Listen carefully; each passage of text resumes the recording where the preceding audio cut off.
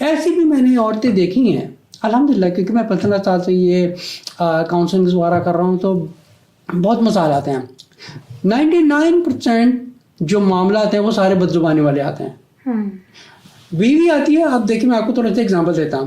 99% بیویاں آتی ہیں کمپلین کرنے کے لیے، اس طرح ہمارا شوہر کرتا ہے، آپ ذرا ان سے بات کر کے اس مسئلے کا حل کر دیں. اچھا، پھر جب شوہر کو بیچ میں ایڈ کیا جاتا ہے کانفرنس میں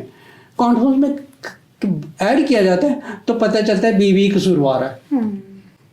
کیونکہ شوہر اگر اس کے ساتھ کچھ غصہ دکھا رہا ہے یا کچھ دکھا رہا ہے نا، اب وہ مقابلے بازی کر رہی ہے، بدتمیزی کر رہی ہے، تو پھر اس کا حق اس کو بتایا جاتا ہے کہ تمہارا حق نہیں ہے کہ شوہر کے سامنے بتاؤ.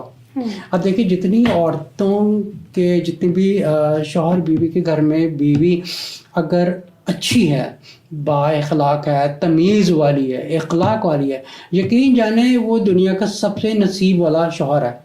اور اگر یہ سوال میں اس وقت پوچھوں کسی مرد سے، چلیے سارے بھائی مجھے بتائیے کتنے % ہیں جو اپنی بیوی سے خوش ہیں، یقین جانے اتنے زیادہ ہوں گے جو کسی وجہ سے اپنی بیوی کے ساتھ ابھی اٹیچ ہو گئے، اب وہ چھوڑ نہیں سکتے. وہ کوئی سوسائٹی کے معاملات ہوتے ہیں، کوئی معاملات ہوتے ہیں.